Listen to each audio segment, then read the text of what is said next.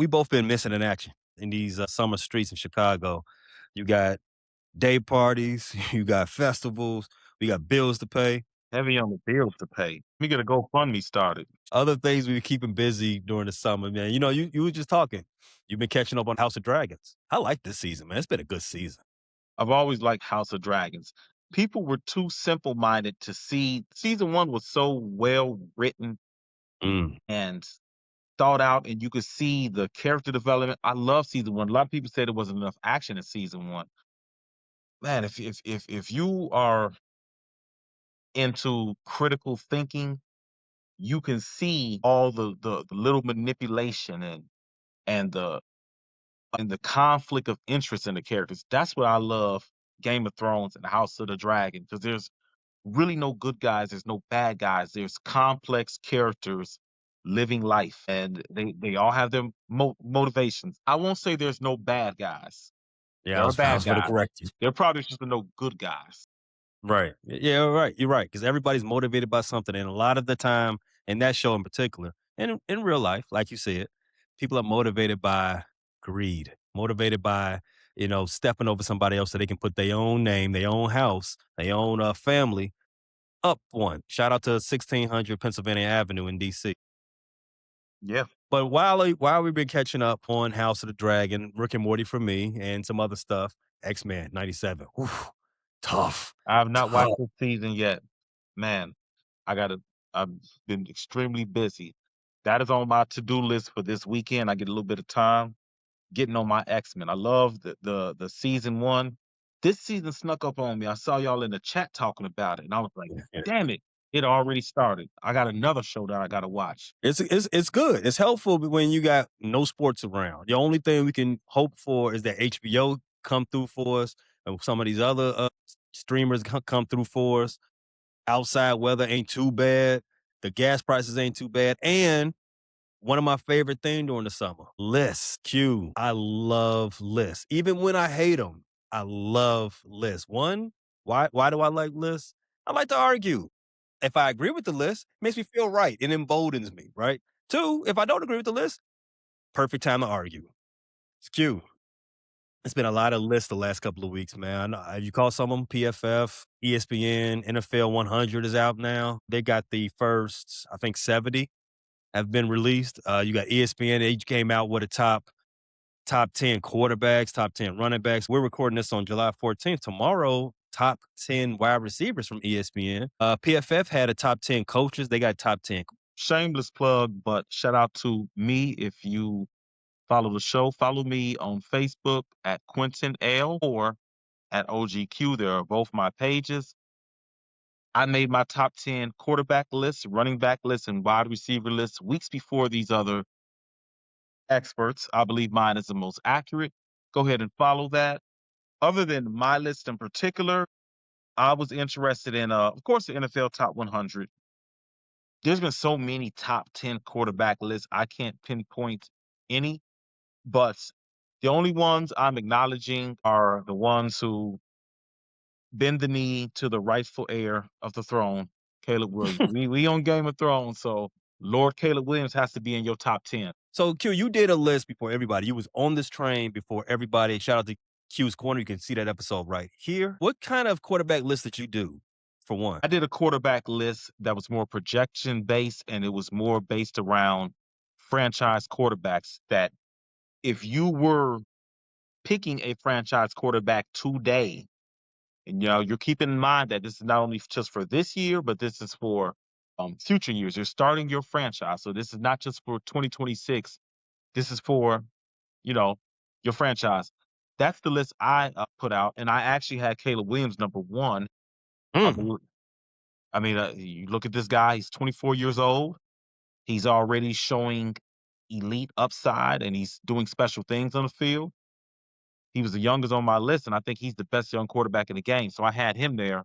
I believe I had Josh Allen in there. I think I had Pat Number Mahomes two. in there as well. I'm not sure. I think Lamar was number 6. I did a top 5, and he was honorable mention. My other 2, I want to say Drake May, maybe Joe Burrow. I have to go look it up on the channel to be sure, but that's what I think my list was offhand. So Actually, a good list because I agree. If you're starting a franchise, Caleb Williams needs to be at the top of your draft board. I'm not saying number one, but he should be strongly considered for number one because when you're drafting, a lot of drafting is not about what you've seen already. It's about what you project to happen later on. And there's no one alive, no one that's paying attention to football can tell you that Caleb is anywhere near his ceiling. The sky's still the limit for what him. So if you can get Caleb Williams, you can have a lot of success and a lot of variance. And I think it's that variance word that's throwing a lot of people off. And these other QB lists that we saw, you got ESPN. They had a top 10 quarterback list. Q. Where do you think Caleb Williams fell on the ESPN top 10 list? I've seen so many ESPN pundits have their own individual list. If I recall, I think Mhm. I did see Caleb Williams on ESPN list. I believe he was 7 or 8. Am I He was correct? number 10. He was number 10. Okay. I've seen so many different ESPN pundits and so many different lists. I'm just going on the last one. He was number 10. Who were the 9 quarterbacks in front of him? Let's do it countdown style. I'm gonna ask, do you agree or don't agree with everyone ranked in front of him? Number 9, Jared Goff. Disagree. Number 8, Drake May. Disagree. Number 7, Justin Herbert. Disagree. Number 6, Dak Prescott. Push. No, disagree. Hmm. Disagree. Why? Disagree. Oh, disagree. Okay, okay, okay. Number 5, Lamar Jackson. Agree. Number 4, Joe Burrow. Agree. Number 3, Matt Stafford. That is getting to the point where a decline could come rapidly. But for the sake of, if we're going based on what his recent body of work, I'll go with agree. Reigning MVP. Number 2, you have your boy, Patrick Mahomes, and Josh Allen, number 1. Yeah, agree. Okay. So let's start with Jared Goff. So if Jared Goff is ranked ahead of Caleb Williams, they're basically saying Jared Goff is the number one quarterback in the NFC North. Don't agree with that. I don't agree with that. And shout out to Jared Goff. He's a very good quarterback in structure, but we are talking about the best of the best and elite traits. And Jared Goff is a statue in the pocket. You have to, for Jared Goff to succeed, you have to have a clean pocket, which means you automatically have to have a really good supporting cast, especially on the offensive line, to keep him upright. He's not mobile, so there are sections of the playbook you can't use with a Jared Goff. You're not going to have bootleg type action. You're not going to have design quarterback runs. You're not going to have this guy moving out of the pocket. So while Jared Goff is a high IQ cerebral thrower, he's very accurate. I think when you look at possessing or being an elite quarterback, those traits are important, especially in a modern game. Unless you're Peyton Manning or Tom Brady, uh, I just can't take a guy, if all things are being equal, as a strict pocket quarterback over a guy with mobility and the ability to extend the play. So that's why I would not put Golf over Caleb Williams. I want to point out that ESPN's list, they surveyed executives, general managers, and Caleb Williams was actually tied with Jaden Daniels, your boy, Jordan Love, another NFC North quarterback, and Sam Darnold, the reigning Super Bowl winning Quarterback. quarterback. So he did win that tiebreaker over three other namely quarterbacks. You agree that he should be ahead of those three? Yeah, as I said with Jaden Daniels, I'm going to keep harping on it. Your best ability is your availability. He has just not been very available in his career. Jordan Love, I've seen some interesting arguments about him. Numbers wise, efficiency wise, he has put together really good seasons. Outside of his first year starting, his turnover worthy play percentage is extremely low. I think he threw only 6 interceptions, but everything that glitters ain't gold. Mm. And in some of the big games and the biggest moments, he's been outdueled by Caleb Williams. One was a game in Chicago, which led to the Bears winning the division, and one was the game in Chicago in the playoffs. And Jordan Love was very hot in that first half, but he was very not hot in the second half. And another thing is, what one critic pointed out is sometimes he has almost comical brain scratching turnovers. Like maybe he has long term COVID. And then also sometimes the big plays aren't being made in the biggest moments of the games. I was listening to one of the talking heads talking about why they had Caleb Williams over Jordan Love, and some of the other quarterbacks the second tier was the big plays at the big moments. That's what we play the game for. So until Jordan Love experienced a little bit more playoff success, other than the first year where they beat the Cowboys, who just absolutely choked at home, the Packers have been disappointing in the playoffs in the late season. They were a Super Bowl contender last year and won 9 games. I know Packer fans are going to cry and moan about injuries, but guess what? Everybody has injuries, and you all told us you all win the division even when Michael Parsons got hurt. That's why you need a little thing called depth. If you told me Caleb Williams a top 10 quarterback, I'm fine with it. You ain't got to tell me who's in front of him really. Top 10, I'll go with that. You know what I'm saying? Now, not to say that seeing the list, I don't have a couple of questions about who's ranked in front of them because I do think, again, talking about projections, maybe their list isn't projection based, but I would probably do a lot of mine with projection. But if you put Jared Goff in That's front of what I him based prefer. on body of work, I'm fine with it. Justin Herbert, we're going to have a conversation. We definitely got to have a conversation because at this point of the career, Justin Herbert, I don't think his last 2 regular seasons were decidedly very strong. I mean, they were good seasons, but where they ended in the playoffs, you got to take account for that. Like once maybe you give a mulligan. This is the third disappointing playoffs for Justin Herbert, correct? Correct. In 3 chances. He's got as many playoff wins under center as me and you. And if you're going to tell me that's a top 10 quarterback, I need to see some playoff wins. I mean, until Justin Herbert and the Chargers can win a playoff game, I would even put him over Brock Purdy or Sam Darnold. We all know about Caleb's elite playmaking. He can go bar for bar with you, pass for pass, any type of throw. Clutch performances, we know all about that. And he's always been good with as in securing the ball. He's not a turnover merchant, anything like that. But there are the inconsistencies.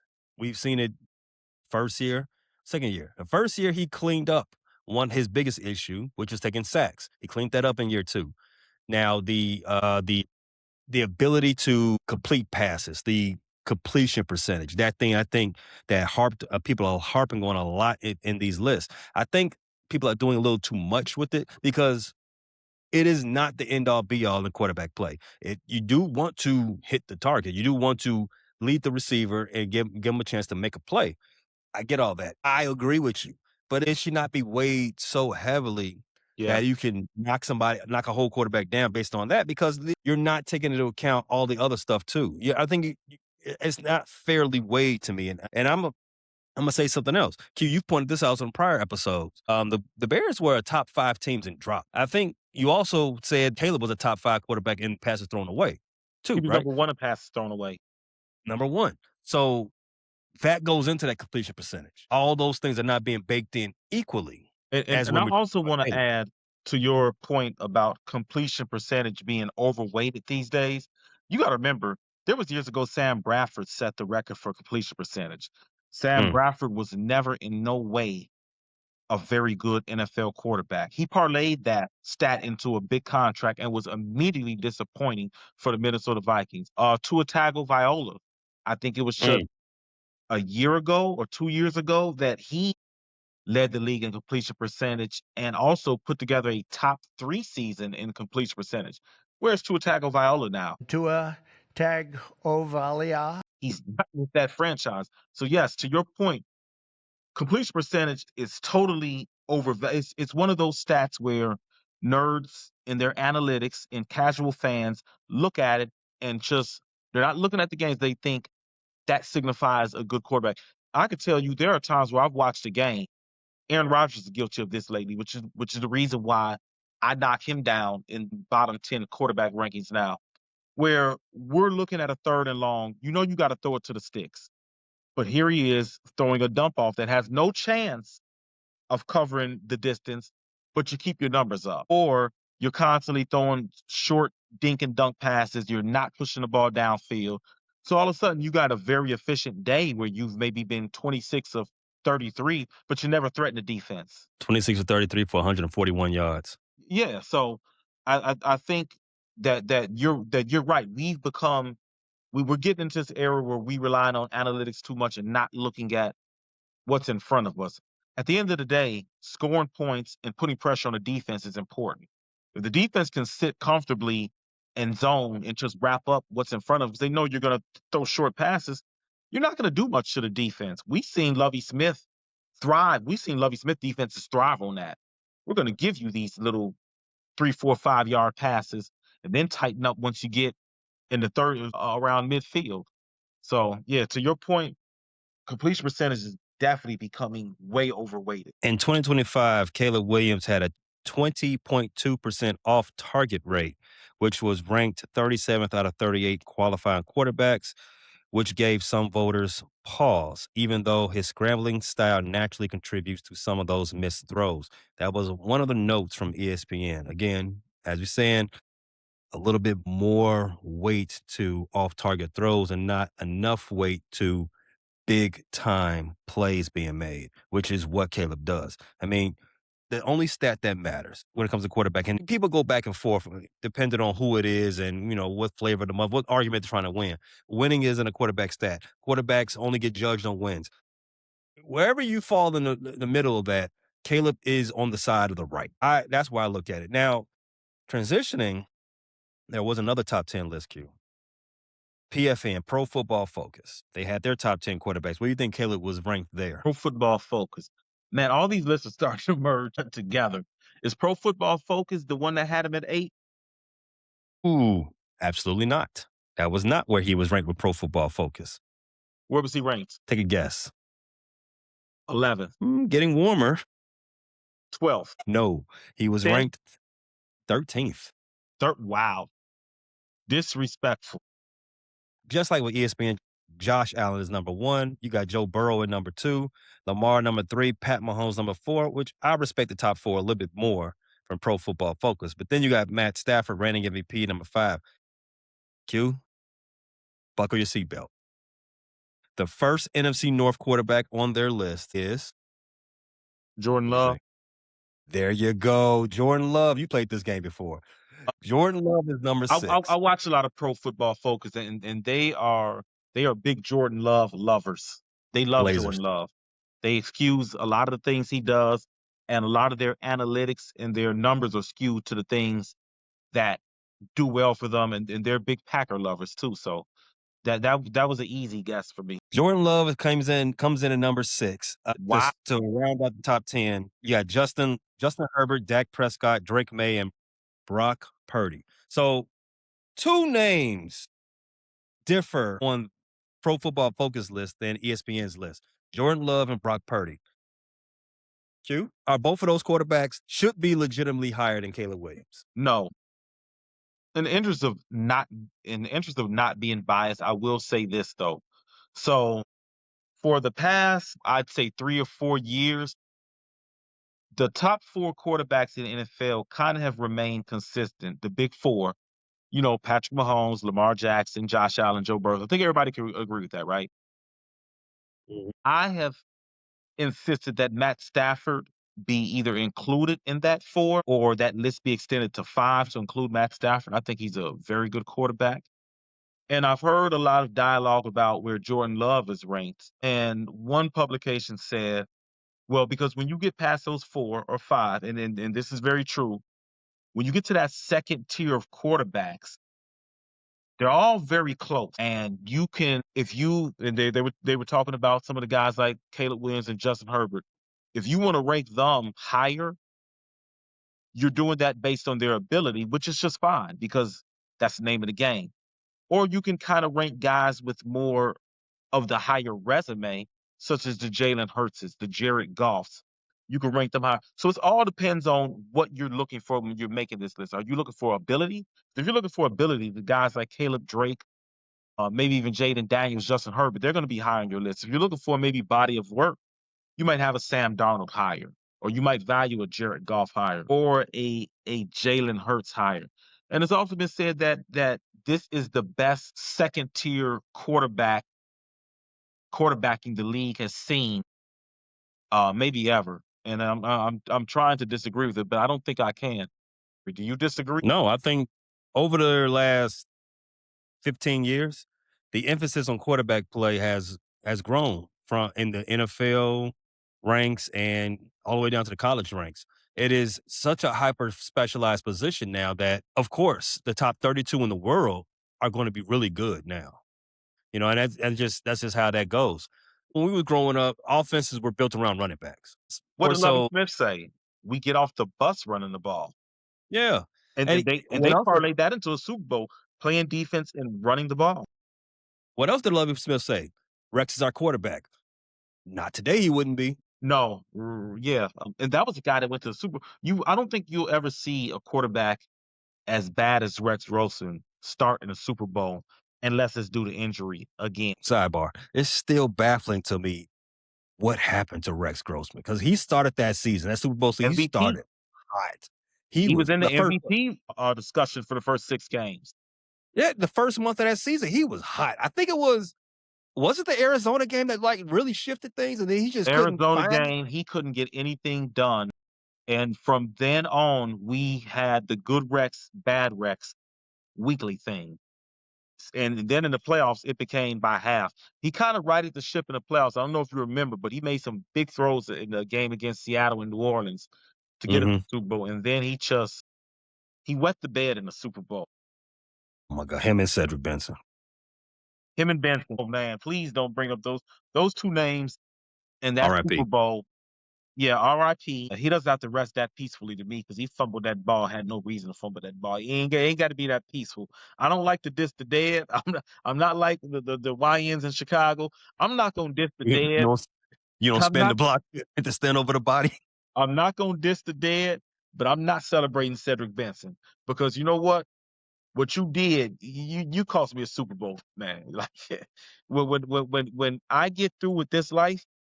When I find you, I'm gonna run that fade with you. If I go to hell, sorry, if I go to hell or heaven, wherever Cedric is, if I catch him in You the forget. afterlife, he gotta run me that fade. There's no way Cedric Benson is in the same place George Halas is, and Gale Sayers, and Walter Payton. I don't know where that is. I don't know where that is, heaven or hell. But all I know is three of them people put the Bears on their back. Benson put the ball on the turf. No, I don't. You know what? They in the same place. We a proud history of running backs in Chicago, like you said. Gale Sayers, Walter Payton, my personal favorite, Neil Anderson, Matt Forte, Thomas Jones, DeAndre Swift carrying the torch. Well, shout out to Anthony Thomas and Jordan Love, They train. Jordan Howard. Got to give them Hmm. some love. Yeah, you right. Cedric not getting in them pearly gates. Not for what he did on that night in Miami. And And don't I've done a forget, lot of things in my nights in Miami. That's not one of the things I ever did. the Pope is a Bear fan too. Yeah. So, do you want to know who was 11 and 12 on PFF's quarterback list? 11 and 12. Sam Darnold, Nope. Jalen Hurts, Mm-mm. Jared Goff, Nope. Jaden Daniels, That's number 12. Bo Nix, number 11. You got the right skin color, but no. Right skin color, but no. Trevor Lawrence. There you go. Get out of here. Wow. I do remember that list now, and I do remember the Trevor Lawrence ahead. Okay. Trevor Lawrence and Jaden Daniels ahead of Caleb Love. Now, again, to cite your list that you did weeks before they did their list, neither one of them guys were ahead of Caleb Williams. You didn't even mention those guys. And they also, don't forget Brock Purdy. Brock Purdy at 10. As far as Trevor Lawrence and Brock Purdy is concerned, and Jordan Love, I remember doing the episodes where we were previewing the games last season. Jordan Love is good at certain things. I just don't think Jordan Love is as consistent throughout the season at those things for him to be as propped up as the national media would like to prop up Packer quarterbacks. But that's just my opinion. Jaden Daniels, no. There's no way, there's no reason he should be ahead of Caleb Williams. At the very least, tie, just like ESPN did, tie it. But this Trevor Lawrence thing, is this a factor about Caleb Williams not having done enough, and Trevor Lawrence just getting the bump because he's more of a vet? I think he's got to be the vet nod. It's got to be the vet nod. PFF has always been partial to Trevor Lawrence. So, PFF, their graders, they've always liked Trevor Lawrence. And I think Trevor had a rebound year because remember, Trevor was kind of at the crossroads coming into this year. He's a guy coming off a couple disappointing years. There was starting to be whispers about them regretting getting that contract. What is Trevor's future in Jacksonville? Now all's quiet right now because they're coming off I believe it was a 12-win season. I believe they won that division, and they got beat by Buffalo at home. But yeah, Trevor was definitely at a little bit of a crossroads coming into this year. PFF has not been favorable to Caleb Williams. A lot of their analytics and a lot of their rankings, as you said earlier, are heavily weighted by completion percentage. Caleb doesn't have a great completion percentage, and then the off-target throws. And off-target throws is something Ben Johnson has also addressed. He said, a lot of that is not just on Caleb, it's on receivers, learning this offense, not knowing where they need to be. So I think I think some of these publications have been hard on Caleb Williams without looking at the macro of the situation. Just looking at stats in a vacuum isn't going to tell the whole story. PFF, as you stated, it's more of an analytical publication. They dig into the numbers. They do all that. They do all the nerd stuff. I get it. Caleb Williams, his style of play doesn't lend to the nerds who watch football. The guys who code while the game is going on. I don't do all that. So I just watch the game. So I will preface it by this. They're going to weigh in on that his off target stuff, like you said, his completion percentage. That is going to weigh negatively for them. But if you watch Caleb, you know that he's a dog. Now, I do think putting more established guys like Trevor Lawrence in front of him, Brock Purdy in front of him. Brock Purdy's played the Super Bowl, right? I think Trevor Lawrence has 2 playoff wins. I think off the top of my head, I'm not sure, I but think it's only one. okay. I remember the one. We all remember the one. Shout out to Justin Herbert. Yeah. But to be fair with PFF, I'm gonna give him some grace on this right here. They did put Caleb ahead of other guys with bona fides. Sam Darnold, he's ahead of him. He's ahead of Jared Goff. He's ahead of Jalen Hurts, which he should be. Jalen Hurts has got too many coaches fired. He should be ahead of Jalen Hurts. But putting Jordan Love ahead of Caleb is one thing. Putting Jordan Love 7 spots ahead of Caleb Williams, you got to run that.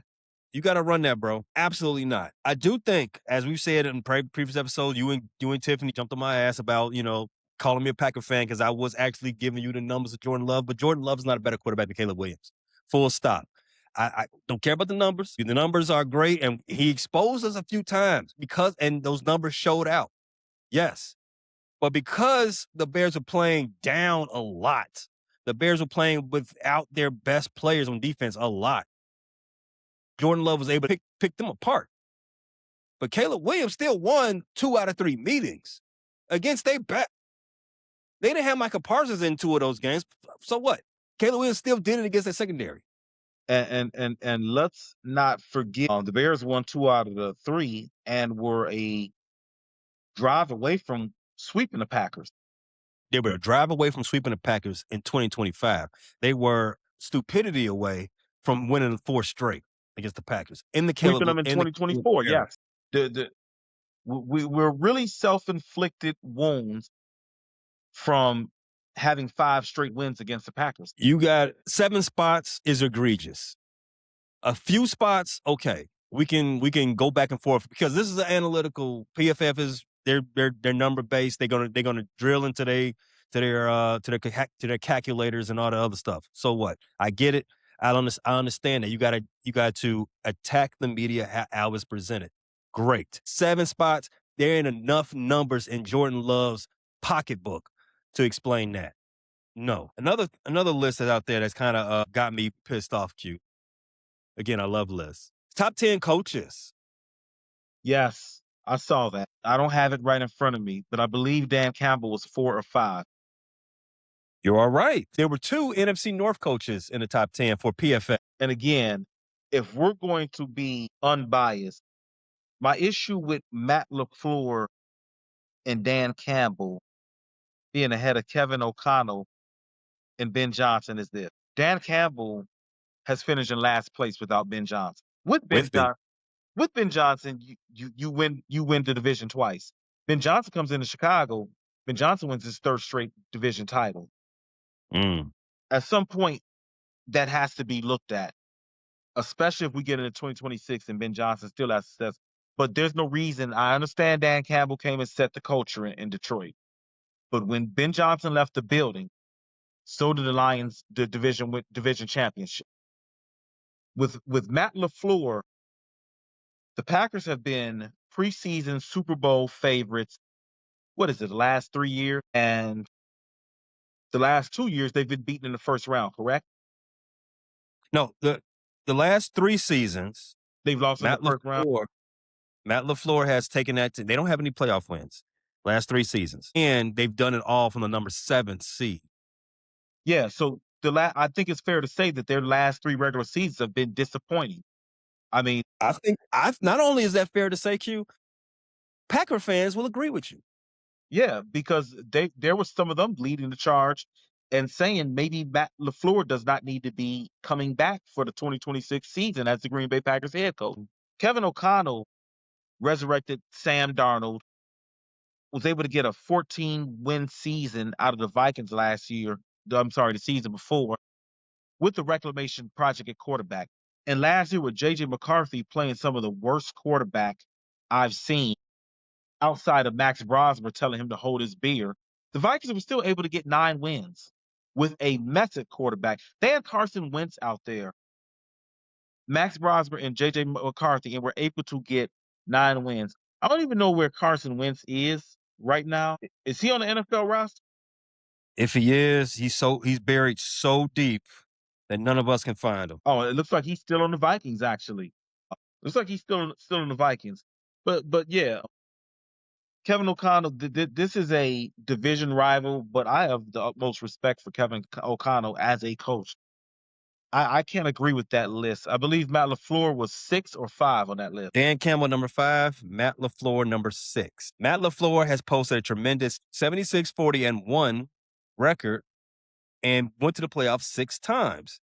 It's true that LaFleur hasn't realized amazing playoff success of late, losing the last 3 contests and securing his last victory during the 2023 season after starting with consecutive conference title game berths. In particular, last year's blown lead to the Bears in a wild card round defeat spurred job security talks. I'm going to stop right there. If they are talking about you not being retained, what kind of argument are you really having to be a top 10 at your position if your job is not even secure? Especially when you're talking about a guy that doesn't have a Super Bowl berth or a Super Bowl win. We're not basing this off of some crazy success he's had. He went to the Packers, I believe, went to the NFC Championship. Did they go to the NFC Championship game 4 years ago? His first 2 years, they went to the NFC Championship game. Okay, of LaFleur. So we're not talking about a guy that's went to the Super Bowl. We're talking about a head coach which hasn't had much success the last. And I put success in quotation marks because I guess getting to the playoffs is a success. But when you're the 7th seed in a 16-team conference, is that really playoff success? Especially, or success period? Especially when you've built a roster. And the Packers have told us for the last several years that they are a Super Bowl contender. When you're flaming out in the first round, where's the accountability to the losses? We can't just sit here and blame injuries for everything. I'm sorry, Packer Nation. Every team has injuries. The Bears' whole secondary was missing last year.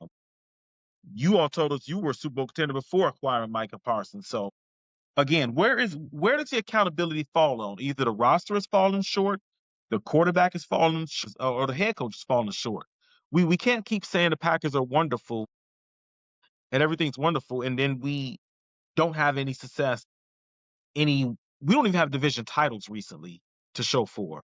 So I'm not understanding the disconnect. We can't have Jordan Love in the top 10 and the head coach in the top 10 and the Packers in the top 5 of being Super Bowl favorites year after year. Something has to give. That's a bar right there. You said it. I'm not that annoyed or bothered that Ben Johnson isn't in the top 10. You know how I do things when I'm doing player rankings, regardless of the sport. Doing it 1 year as a rookie, that doesn't count. I put more weight on doing it again. It's one thing to do something when no one expects it of you. If Ben Johnson had a 7-10 season in year 1, no one would have batted an eye. Okay, it's your first year. You know what? Everybody's getting acclimated, but he won the division, right? It's one thing to do it when it's one thing to win the division when no one expects you to win the division. It's another thing to win the division when everyone expects it of you, when everyone's gunning for you. When you're Mm. 100, it's a whole different ball game.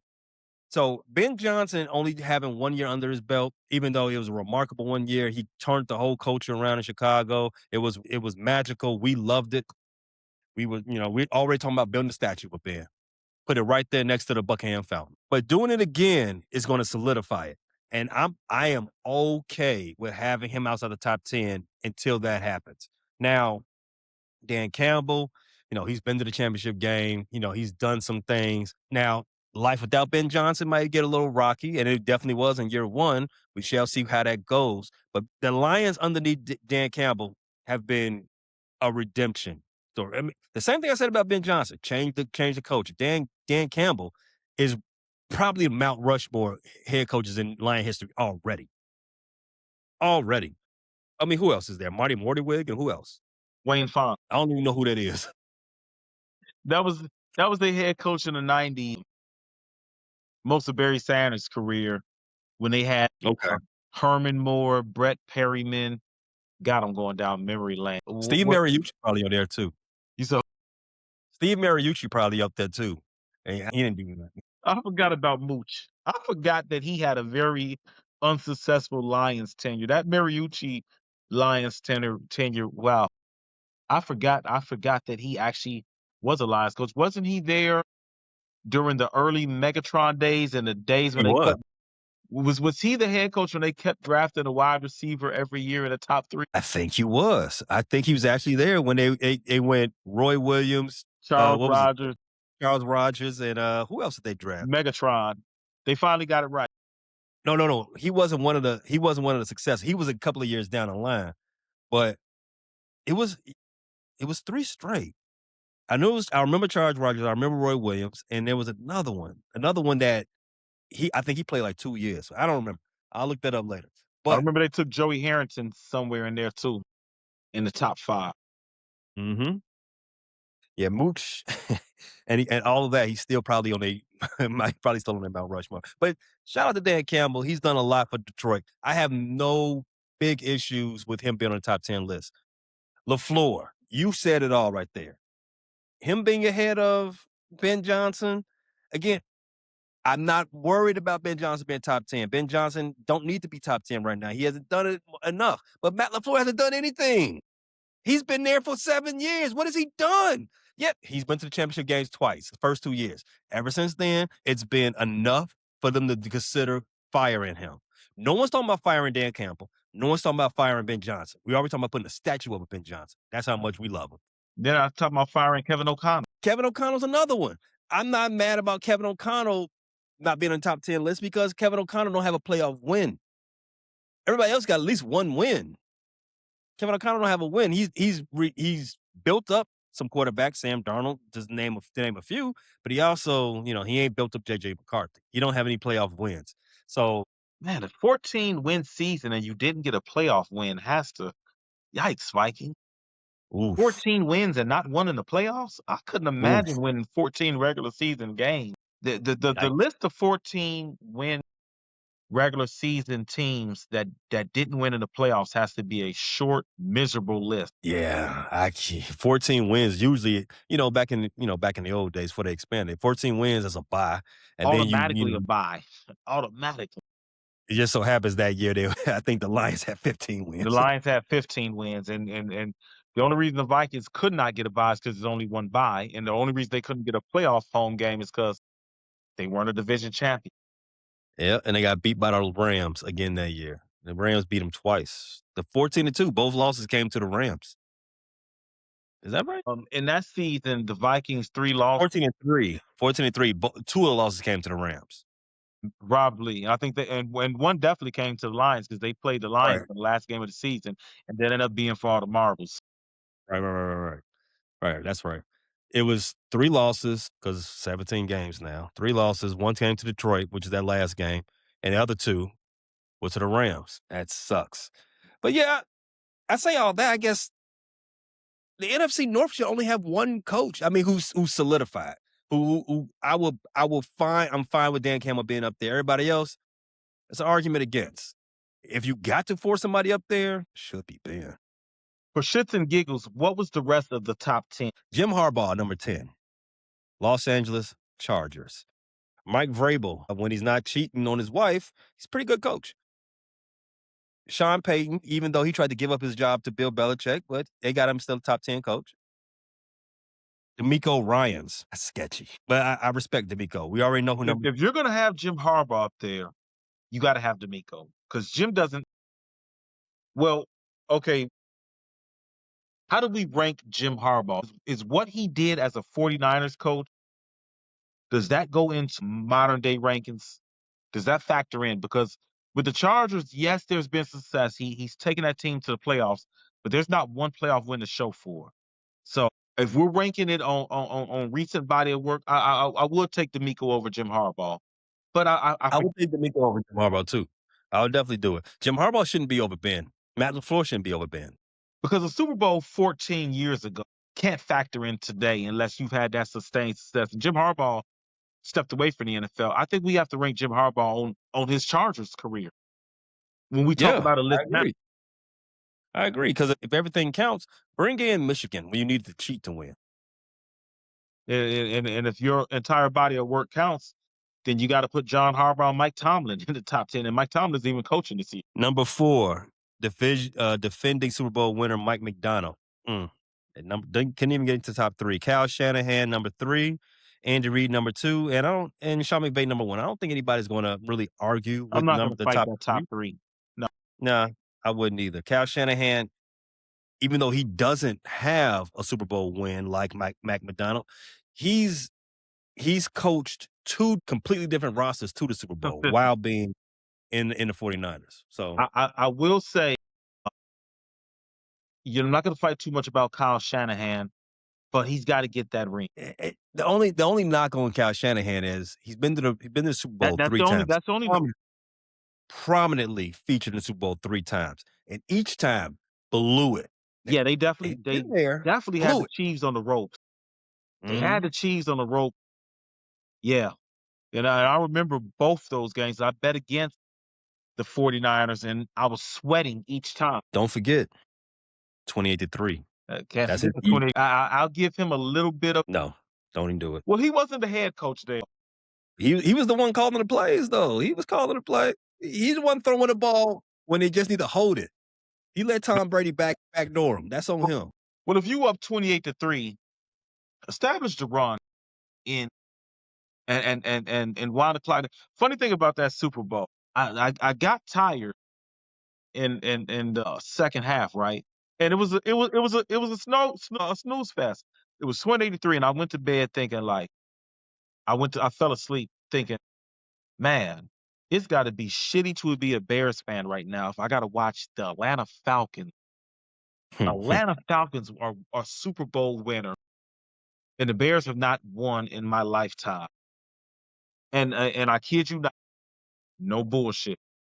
I woke up from my nap and literally James White was running towards the end zone, and my mind is blown. I'm reaching for my phone trying to figure out why the hell are the Patriots yelling like this is a close game. And I look at the score. I'm like, ain't no way. There's no way I went to bed or fell asleep at 28-3 and I'm waking up to Tom Brady win the Super Bowl. I didn't see I think I saw the open a few minutes of the third quarter and then it was lights out.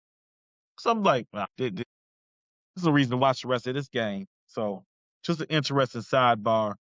Yeah, Shanahan, I see why you give him the blame for that loss. I went to a Super Bowl party to watch that one. A Super Bowl party at Ja Grill on 53rd Street. And I remember I was going to walk out. I was going to walk out the door when it was up 23, somewhere around there. I was waiting on somebody. I had a shorty I was meeting.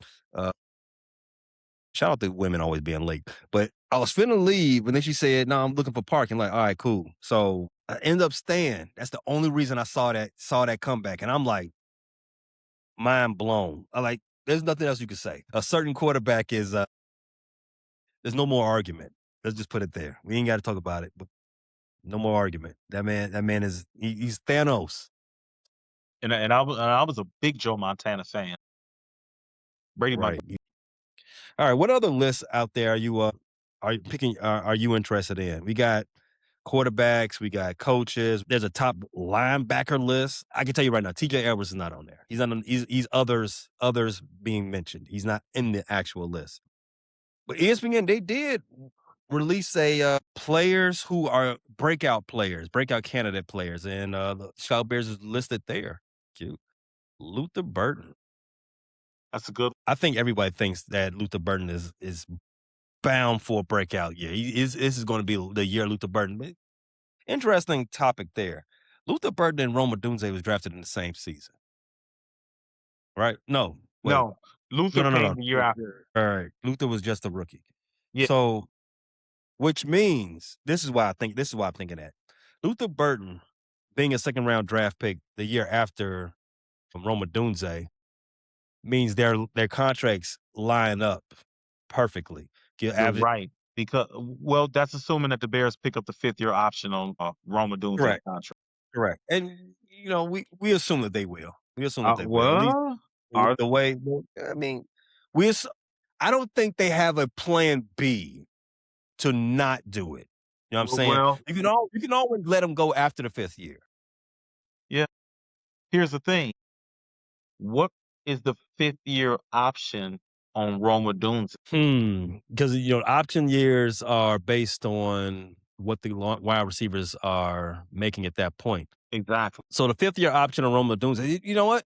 We don't even have to answer that question because the option year on Roma Dunze needs to be well. It doesn't need to be well. The option year on Roma Dunze and the extension for Luther Burton or franchise tag, however they want to do that, is largely going to be on display this year. That this is why I say, are we sure they're going to pick up that option year on Roma Dunze? Because look down the line, you could be talking extension for Caleb Williams. Well, you will be talking Hmm. extension for Caleb Williams, extension for Luther Burden, extension for Colston Loveland. Hmm. Somebody's going to be left out. Well, they're talking extension for Darnell Darnell. Wright, which is it hasn't been a lot of news on that yet, but we expect it to happen soon, right? And shout out to the Raiders for overpaying Linderbaum so much because now the way that NFL contracts are for offensive linemen is not segmented by tackles, guards, centers, anything like that. It's just offensive linemen now. So Yeah, that. thanks a lot. Well, the Raiders needed that talent in there, and to get somebody like Linderbaum to agree to come to Vegas, you had to overpay. I ain't Yeah, mad at but the by Raiders. so much, by so 27 million for a they center shot is crazy. they shot that by so far. Well, you did say, hold on, you did say center. I remember the episode. You said center is the second most position on the offensive line. That's how you rank. They are no doubt about it. So But everybody maybe they've been getting underpaid this whole time. it, possibly maybe it's to them to get they money. It's to them to get their money. However, if the market say you are worth $20 an hour, and you say, you know what, I want 40. I'm gonna say, all right, go find it. If somebody can pay you 40, they can have you. I have to say you're not worth it. But if somebody would have paid you double, they can, And I'm sorry, they can have you. I believe Creed Murphy had set the market before Mhm. Linderbaum, and I believe he got paid a lot. And it was like, dang, they paid Creed that much. Right, And I think Creed was 20 million, right? right. And I think Dahlman, did we pay him? We paid him 16 a year, right? And then the Raiders came in and gave a center almost 30. So Is that Darnell looking at that. Darnell like, yeah, shit, I'm gonna did, need that. did the Raiders simp? Was that a simple move? What they did? Ooh, that's big simp. Big simp. You haven't been to the crib yet, and you already paying bills. Already paying bill.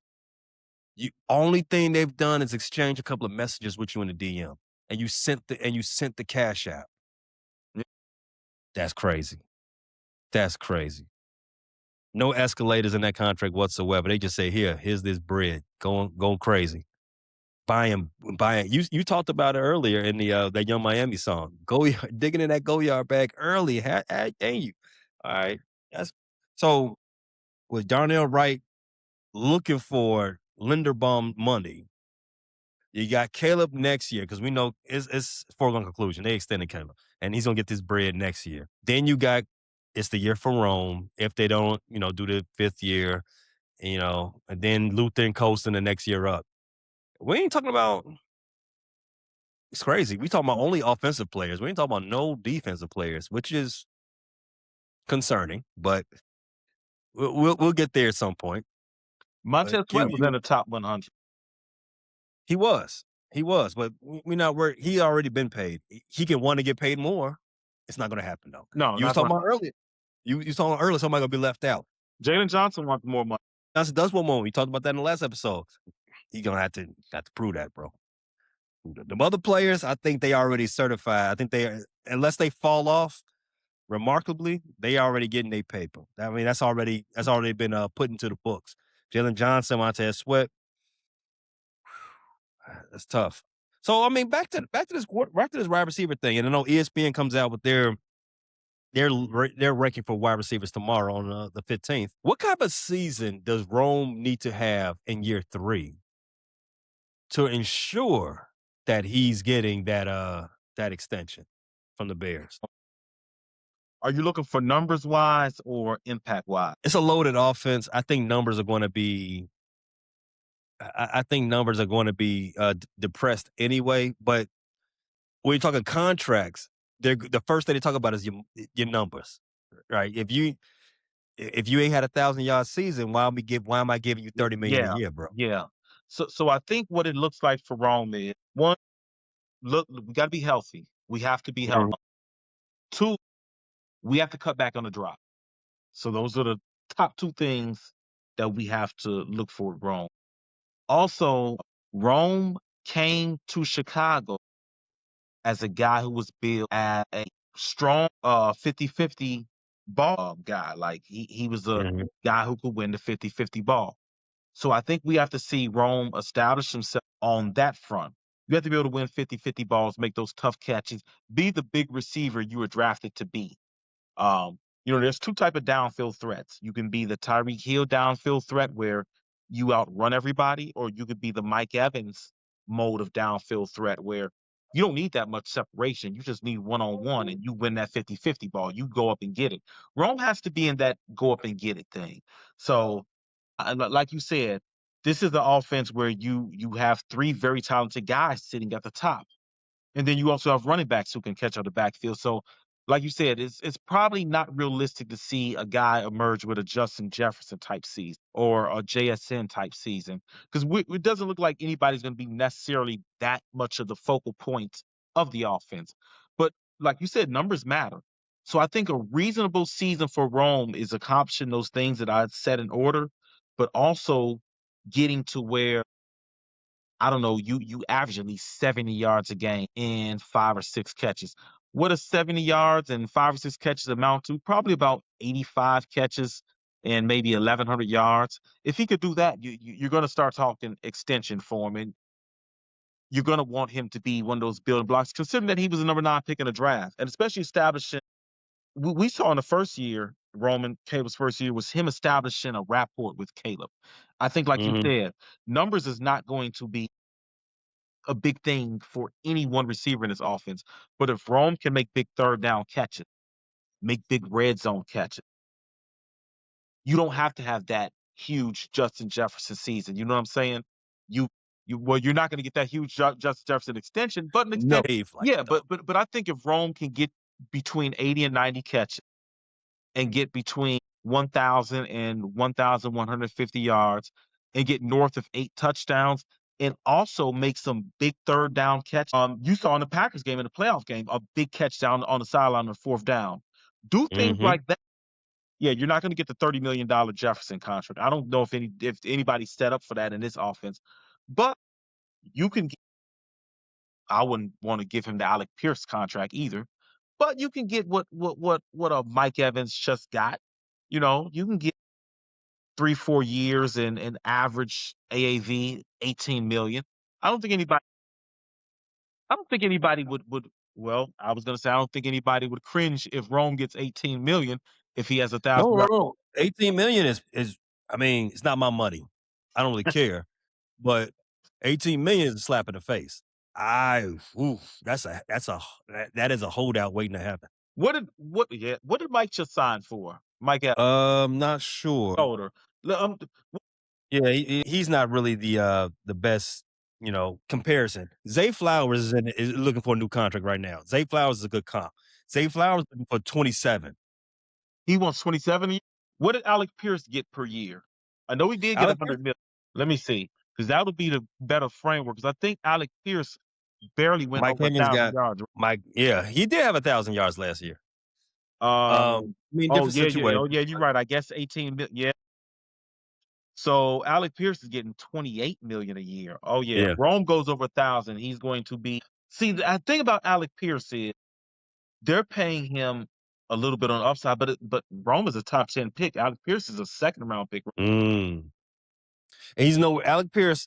No disrespect to Alec Pierce. Alec Pierce is not the same type of wide receiver as Roma Dunze. I expect if Roma Dunze switched spots with Alec Pierce, Roma Dunze would have a 1,400-yard year.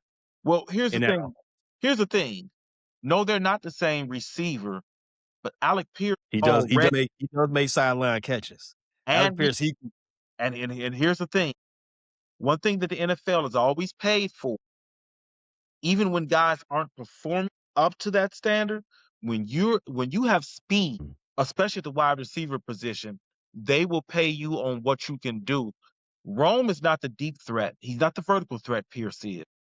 So for him to get Pierce type money, Pierce got 60 million guaranteed. You got to be that Justin Jefferson possession receiver. So I don't think because I Amon-Ra think St. Brown, possession receiver. St. Brown, JSN is a possession receiver too. He's a slot possession guy. Puka Nacua is a possession guy. So I don't, Mhm. when people say possession receiver, sometimes it comes with the negative. Disrespect. Right. Yeah. But if you look, Puka, JSN, Justin Jefferson, these guys are possession receivers. But yeah, oh, the more I think about it, the more it looks like Rome is not getting a second contract with the Bengals. That's where the question came from. What does he have to do this year to get that second contract? Because him and Luther, if Luther's the breakout player, he's on breakout watch this year. Rome and Luther, they both only play half a year if you really think about it, right? And they both came up with around the same stats. And you got Colston Loveland, who's also on the breakout list. They came with the same stats, but Luther is a much more dynamic player, though. He is. And then you drafted Xavion Thomas, who's probably going to feature heavy at some point in this season. I don't think early, but as the season moves on, there is the pathway that the Bears drafted wide receiver number 10, and he's not on the squad after the year 4. Number 9. Was it and 9? Yeah, Rome It was was number 9. 9. Okay. Yeah, number 9. Q. That is tough to hear, Joe. But yes, it's tough to hear because because that just means that was a bad draft pick. Full stop. 2, I mean, we're loaded at offense. We're loaded at You his also took Colston position. Loveland at number 10. So Yeah. it's only going to be so many guys you can pay once you pay Caleb. And you got to be Mhm. very careful. And you said one thing 2 years ago when we debated on the Keenan Allen trade. And I got to say, got to give you flowers. We're wrong. At this stage of NFL game, these college receivers are coming out way more developed than when I first started watching football. You don't have to Mhm. develop a receiver 2 or 3 years anymore. Nah. They're throwing more at the high school level. The college game is mirroring the NFL game. In fact, there's lots of college teams that throw more than the NFL teams do on Sunday. So these receivers don't have to develop as much in the NFL. And you're seeing guys like Puka Nacua in the 5th round. JSN was what? Pick number 19. Justin Jefferson, pick number 20. Yeah. So you don't have to necessarily take a receiver in the top 10. And if you do, he better be a stud. Better be. Shout out to Maserati Marv. Yeah. You got that's another pick that head scratcher. Shout out to the Bears fans that said, we don't need to draft Caleb Williams number 1. We can run it back with Justin Fields and draft Marvin Harrison. You know what? Ryan Poles would have been fired long time ago. He decided that if Ryan Poles, Can you imagine that offense under Getsy with Justin Fields and Marvin Harrison and DJ Moore? Still, well, I can tell you one thing about that offense. Ben Johnson wouldn't have came here to coach it. no. Everybody would have been cleaned out, bro. Poe's getting fired, Getsy getting fired. I don't even remember our head coach name now. He getting fired. Matt Eberflus. Eberflus fired. The F in Flus stands for fired. And we would have had Aaron Glenn as our head coach instead of Ben Johnson. Oh wow! See, man, and there's a multiverse out there that Aaron Glenn is our head coach, and we still got Justin Fields. Boy, don't send me Marvin that Harrison. one. I don't send me to that universe. I don't want to be there. Shout out to Marvel. I don't know. That's torture. But since you brought him up, by ourselves, Aaron Glenn, does he make it out of the 2026 season? Alive? No. Listen, New York has experienced winning. They just experienced winning They this ain't summer. settling for whatever Aaron Glenn. Listen, Man. the Knicks winning the championship was a beautiful thing for New York, but it was also a bad thing for anybody on the football side because guess what? John Harbaugh and Aaron Glenn better do some winning this year. You saw how they put Elmo head on a spike, like Game of Thrones. Aaron Glenn, you better watch out, bro. That head Your might be squad on a better start doing something. Because if that's what they'll do to Elmo, they ran up on Elmo on Sesame Street. You think they ain't gonna show up to the Meadowlands to pack you up? Man, that'll be rough. Aaron Glenn and his dragon Gina will both. How my man? How was my man Aegon with his little burnt up face? The dragon's still alive. Maybe. All right, man. Yeah. So it's for me to button up the wide receiver conversation. It's tough to imagine, especially with everybody thinking the Bears will be a lot of 13 heavy. Even though I did come out and say I don't think that's going to be the case starting out. But if you think that at some point they are going to be running a lot of 13 personnel, you understand that Ben Johnson loves to run the ball. You already got already got Luther Burton, already got Colston Loveland. Those guys are breakout candidates, and we have no reason to believe that they won't be breakout candidates because they have a full offseason in front of them. Oh, man, that sounds like wrong because I believe if you want to get paid, you're going to need upwards of 1,250 receiving yards. You're going to need that. And I don't believe that there's a pathway for him to get 1,250 this year. This year. Does anybody besides the Bengals pay number 2 receiver? You know, I was arguing with one of the homies on Friday about T Higgins' placement in the league. He was going back and forth about him and Zay Flower. Like, yeah, just because you pay T Higgins a lot of money doesn't mean he's actually, a top 25 wide receiver. Yeah, he's talented, but he barely. I mean, he's hurt a lot. He gets you 800 yards. If you want to give him $35 million for 800 yards, be my guest. Bears, don't do it. If Rome can maxes out at 800 yards, I'm sorry. Well, if you got a number 1 receiver and in this modern age of the salary cap and you got a franchise quarterback, I would be pissed if it was my team that paid the number 2 wide receiver, especially with so many receivers coming into the NFL year after year. And you got a good tight end. For 10. Get another one for 10. Just get another one. They there. Get another one in the first round. Get one in the second round. Get one in the first and the third round. Put them two together. They'll give you the same thing. They combined, they give you 900 yards. Perfect. Wow. I would hate to see Rome go. I like to be a realist. So it's tough out there, man. Q, it's July 14th. Rookies report in 11 days on the 25th, and the vets will be there on the 28th. We are winding down the summer fast. Did you enjoy the Taste of Chicago, at least?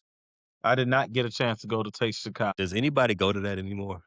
I used to go every year between I think 15 and 21. I was in there every Damn. not 2015. I'm talking about when I was 15, Oh, okay, 21. yeah, yeah. Yeah, that's when everybody went. Yeah, Back yeah. then. No, not 2015. After little buddy from North Carolina got shot, and they made it a big national thing about Chicago being. You know how conservatives always do whenever somebody gets shot in Chicago, the fake outrage. Chicago's so dangerous. They put up that gate, and I'm not paying to get in Taste. I know this year was back free, right? To free entry. I think it was 75 cents, what I heard. Okay. When they start charging to get into the Taste and putting up gates all around Grand Park, no, not doing. Yeah, I ain't been. I mean, I ain't been in the city to be there to go in a long time, but I was there. I'm back home now, so it ain't. I didn't even think about it. I didn't even know about it until it was over. Like, oh shit, the Taste. Oh yeah, I guess it was July 4th. All right, bet. I missed out. It's more for the tourists now, man. The Taste. We went when the Taste was the Taste. We went when it was really rocking. Got some food, got some numbers. Maybe even got to a fight or two. Or Definitely was a ran good. ran fight or two. Definitely was a good time to run into your ops or your rivals, whatever you had. You was gonna see them, and definitely was a good time to get numbers. Though that's a good, Yes, and that's before you pulled out the phone to get the number or you ask had to bring your somebody's book. Instagram. You had to have a pen, yep, and a piece of paper. Or if you messed up and you lost a piece of paper or tore up, do like that. Man, you Right in ever the got a hand. number back in the days and accidentally washed it off your hand? Man, right here. I put one right here. I still think about it to this day. I put one right here on the back of my hand, riding the red line to the crib, man. I'm like, damn, man, what was the last two digits? My dumb ass tried to call a bunch of numbers, try to see if she was there. Hey, you wasn't wrong. I was just gonna ask you if you tried to call, if you tried to put it together. I tried. Send off mission. Tiffany should be back the next episode. If she not, I'll whoop her ass. Tiff, come on back. We know you listen. I know. Get on back here. We got to bear down together. Appreciate you tapping into this latest episode from the Frustrated Chicago Sports Fan channel. Don't matter if you was watching on YouTube or listening on Spotify or Apple. Make sure you like, subscribe, share with everybody on the block, and hit the notification bell so you never miss none of our daily drops. And to all the guys from the Shy, we say three things: bear down, fly the W, and sell the team, Jerry.